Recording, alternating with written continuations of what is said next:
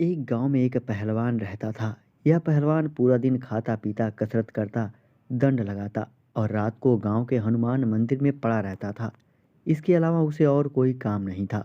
गांव के लोगों को पहलवान बहुत पसंद था, क्योंकि इस पहलवान की वजह से उस गांव में कोई भी चोरी चकारी या लूटपाट करने की हिम्मत नहीं करता था। ऊपर से पहलवान की वजह से इस गांव की ख्याति अड़ोस पड़ोस के कई और गांव में भी फैली थी।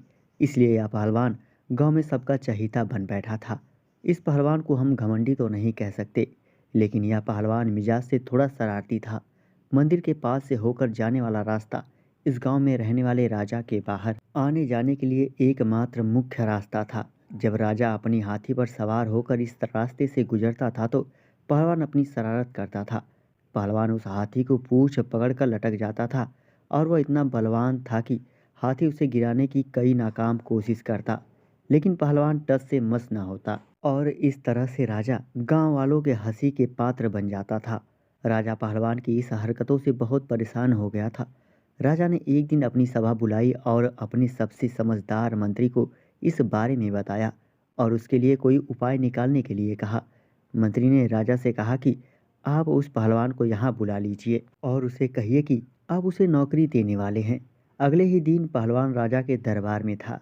पहलवान ने कहा कि मुझे पहलवानी के अलावा और कोई काम नहीं आता है, फिर आप भला मुझे कौन सा काम देने वाले हैं। मंत्री ने पहलवान से कहा कि राजा ने तुम्हें आज से नौकरी पर रख लिया है और तुम्हें बस इतना करना है कि सुबह 6 बजे तुम्हें उस मंदिर में दिया जलाना है और रात को 12 बजे उस दिए को बुझा देना है। इसके लिए तुम्हें महीने के 30 रुपये मिलेंगे। उस जमाने में 30 रुपये बहुत बड़ी रकम होती थी, इसलिए पहलवान उस काम के लिए मना नहीं कर पाया। उसने सोचा सिर्फ दिया जलाना है और बुझाना ही तो है, इसके बदले पूरे 30 रुपये मिलेंगे। पहलवान उसी दिन से राजा की दी हुई उस नौकरी पर लग गया। पहलवान ने वहां से जाने के बाद राजा मंत्री पर बहुत गुस्सा हुआ।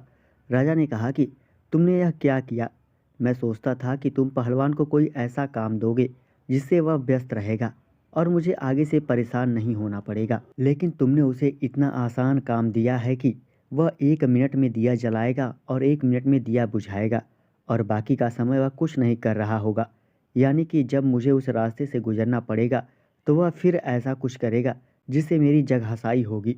मंत्री ने राजा को विश्वास दिलाते हुए कहा कि महाराज, आप मुझ पर भरोसा रखिए। एक और काम और आपको करना है, सिर्फ 30 दिनों तक आपको उस रास्ते से नहीं गुजरना है। राजा अपने मंत्री की समझदारी की अच्छी तरह वाकिफ था, इसलिए राजा ने 30 दिनों तक इंतजार करने का तय कर लिया और जैसा मंत्री ने कहा था वैसा 30 दिनों तक वह बिल्कुल उस रास्ते से नहीं गुजरे। 30 दिनों बाद राजा अपने हाथी पर सवार होकर जब उस रास्ते से गुजरा तो पहलवान अपने शरारती स्वभाव से मजबूर होकर फिर से हाथी की पूंछ पकड़कर लटक गया। लेकिन कुछ ही मिनटों में हाथी ने उसे पैर से ठोकर मार कर गिरा दिया और इस बार राजा की नहीं बल्कि पहलवान की जगहसाई हुई।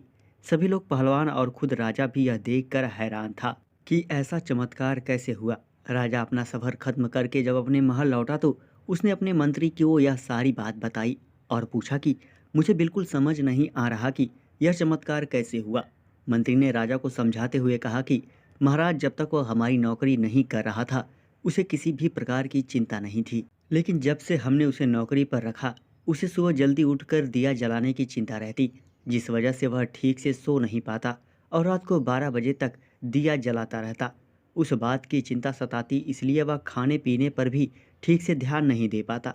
बस यही कारण है कि वह नींद और भोजन ठीक से नहीं ले पाने की वजह से कमजोर पड़ गया। राजा को अपने मंत्री की समझदारी पर गर्व हुआ और राजा ने मंत्री को एक अच्छा सा इनाम देकर उसे धन्यवाद दिया। दोस्तों, छोटी सी यह मोरल कहानी हमें सिखाती है कि हमें जीवन सिर्फ आज में जीना चाहिए। दोस्तों, चैनल को सब्सक्राइब करें और हिलाते रहें। Thank you.